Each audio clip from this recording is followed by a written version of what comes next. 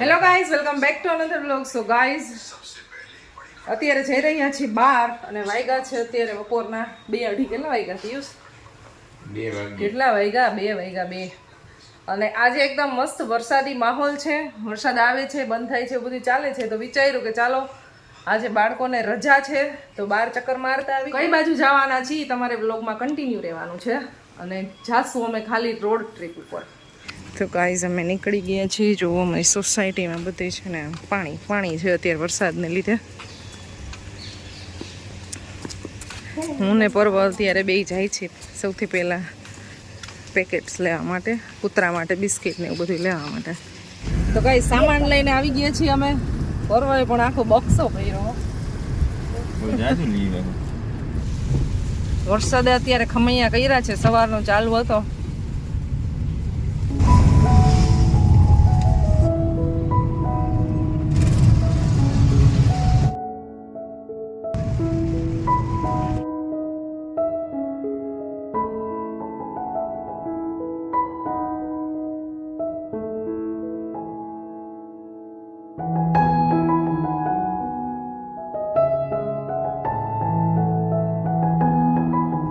છે ને બનાવી છે ચા બનાવવા માટેનો સામાન મારી પાસે બધો છે જ, સાથે લઈ લીધો હોય ગમે ત્યાં જાવ ને એટલે પછી મોકો મળે તો બનાવવાનો, નહીં તો ચાલે.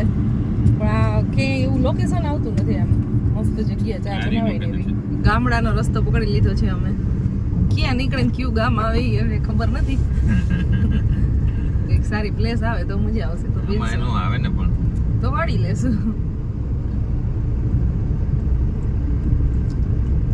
પણ એટલું મસ્ત છે ને વાતાવરણ છે અત્યારે. ઠંડો ઠંડો પવન આવે છે.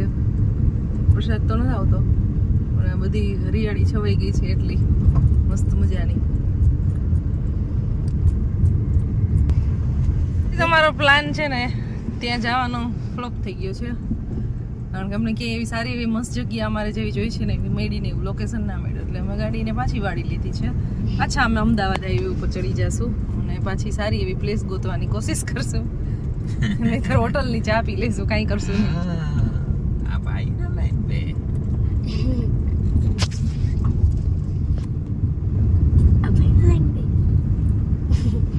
અક્ષય કુમાર 5.5 મીટર ઊંચો છે.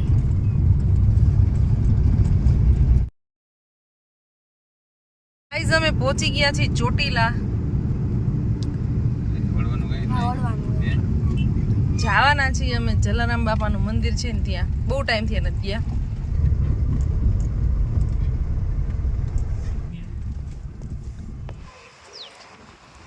મીઠા બેન તમે ખુશી બેન મીઠા.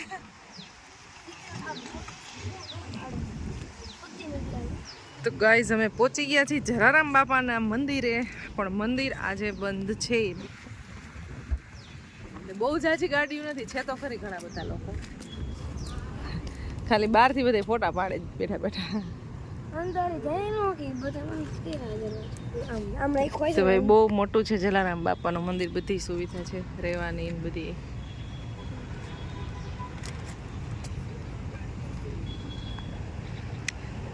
કેવડું મોટું રોડ ખરા. નાસ્તો થાય છે. પડીકા તો ખાવાના, બીજું હું લઈ આવે. બનાવી હતી પણ ચા નથી બનાવવા દેતા. પવન બહુ છે ને અરે લાંબુ જો કેવું હલે. આખું આમાં થાય. અહીંયા આવ્યો વચ્ચે હતું ચોટીલા આવ્યું એટલે મંદિર હતું અહીંયા.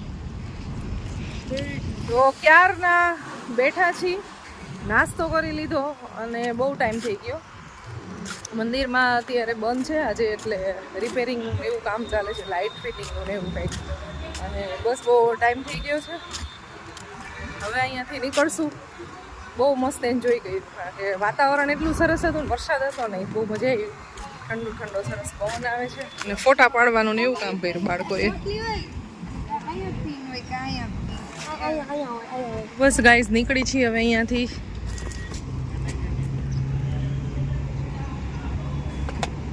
આટલી ધૂળ રાખવાની હોય, ખબર નથી પડતી તને? મમ્મા જો કેવું મસ્ત ફોટો પાડ્યો. અરે વાહ,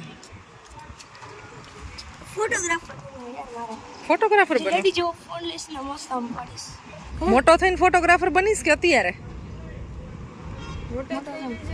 ઈ સાઈડમાં હશે સાઈડ બિઝનેસ અચ્છા બિઝનેસ નહીં તો હું શું કરીશ પહેલા હે ને આમ નો હોય ને મસ્તી ને એસ્થેટિક ફોટા પાડીશ હા તો ફરવા જઈશ ત્યારે હા હા મેન સોફ્ટવેર એન્જિનિયર ફોટા પાડીશ પછી એને બહુ મોટી અને પછી એને બહુ મોટી પેઇન્ટિંગ કઢાવીશ અચ્છા ફોટો વિથ કલર અને પછી એને 10-15 કરોડમાં વેચીશ મારા નેક્સ્ટ બર્થડે માં મારી ગિફ્ટ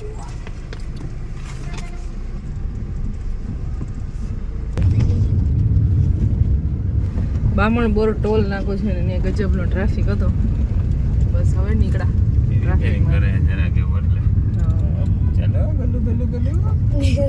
અહીંયા ટોલ તો વસૂલવામાં આવતો નથી આ રોડ ઉપર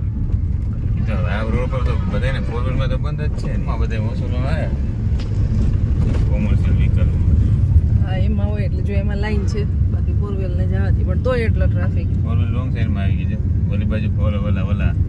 ટ્રાફિક થઈ ગયો ટ્રક આવી છે હા એ બાજુ બહુ જાજો ટ્રાફિક થઈ ગયો ફાઇનલી નીકળી ગયા ટ્રાફિક માંથી રાજકોટ 36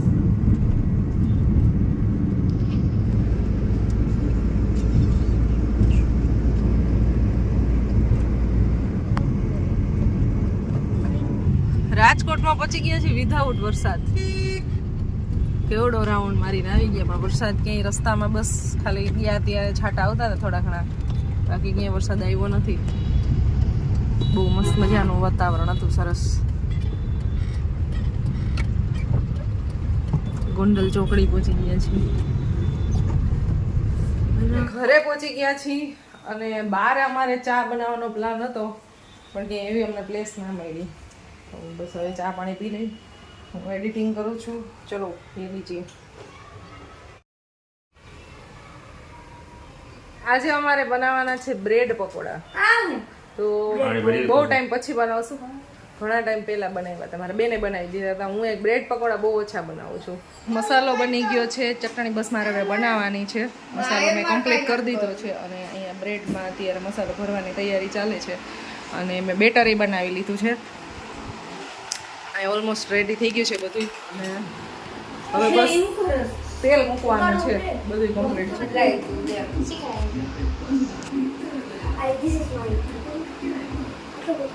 અત્યારે છે ને જો અહીંયા જમવાનું બને છે અહીંયા તેલ મુકાઈ ગયું છે મારું અને બ્રેડ પકોડા બનવાના હતા ને આજે તો અમે અહીંયા બ્રેડની અંદર મસાલો ભરી દીધો છે અને એના પીસીસ કરી દીધા છે અને ચણાનો લોટ એની અંદર ડીપ કરી ખરીને મારી મમ્મી થડશે બ્રેડ પકોડા જોઈ કે આવવાના છે देखते हैं तो चलिए देखते हैं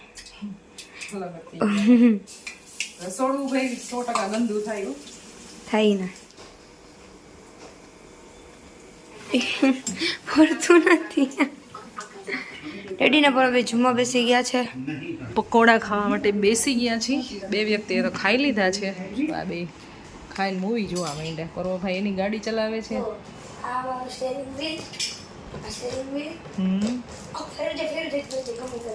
અમારી હેન્ડબ્રેક આગળ આ ગાડીમાં ટોટલ 6 ગેર 1 2 3 4 5 6 આવા જુગાડ કરીને ગાડી ચલાવતો જલ્દી એને 18 વર્ષનો થઈને ગાડી ચલાવવી છે 4 5 6 પછી આમ કરીને રિવર્સ આમ કરીને ફરી પાછું આમ લેવું પડે એવું હોય તો જ રિવર્સ થાય તો એમનું રાખીને તો ન્યુટ્રલમાં બીજી ગાડી આપણી મારા પકોડા છે ને ગરમ ગરમ મસ્ત બન્યા ખુશી ચાલો તો પકોડા ખાઈ લઈએ જમવાનું અમારું પતી ગયું છે અને પિયુષને પીવી છે ચા અને એ પણ પીવી છે ગોળવાળી તો ગોળવાળી ચા બનાવી નથી ત્યારે આપણે ફર્સ્ટ ટાઈમ બનાવું છું મને ખબર નથી દૂધ ફાટી જાય કે નહીં એમ કારણ કે આપણો જે અહીંયાનો ગોળ હોય ને સ્પેશિયલ જે ચા માટે યુઝ કરી શકાય ને એવો ગોળ હોય તો વાંધો ન આવે બાકી જે નોર્મલ ગોળ હોય ને એમાં ફાટે કે નહીં ખબર નથી ગોળવાળી ચા ટ્રાય કરું છું અને ગોળ છે પણ એ હું છે ને થોડુંક દૂધ ઉકળી જાય ને પછી એડ કરીશ એટલે ચા ઉકળી ગઈ છે હવે ગોળ મિક્સ કરી દઈ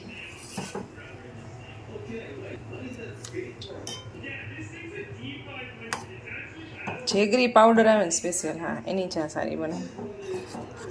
આની ચા હું તો ફર્સ્ટ ટાઈમ બનાવું છું, આ ગોળની.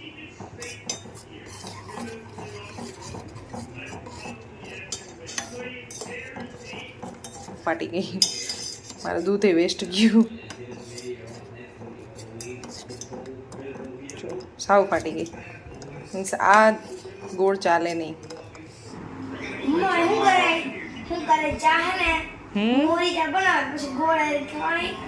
હા એ તો ગાઈસ 10:30 વાગી ગયા છે અને અહીંયા માંડવી શકાય છે. તો ફાટી ગઈ, એનું મિશન ફેલ ગયું એટલે. એવું છે, ચા ફાટી ગઈ કે દૂધ ફાટી ગયું?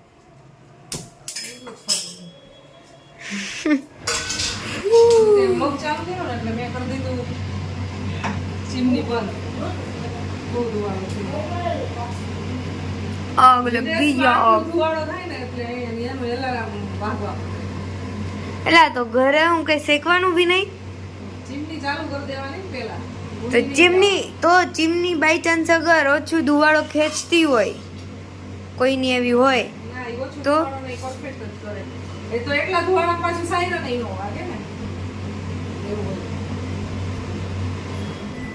પણ તમારી ચીમની ખરાબ થઈ ગઈ તો તમારે ઇમરજન્સીમાં રિપેર કરાવવી પડે, નહીં તો સાયરન વાગે. બાકી બધા બિલ્ડિંગ માંથી ભાગવા માંડે. બાકી ભાગવાનું ને પોલીસ જ આવી જાય ડાયરેક્ટ. ઓલા પોલીસ નહીં જાય, આગ બુઝાવવાવાળા કોણ હોય? ફાયર. ફાયર હા, એ આવી જાય. આ ગોરે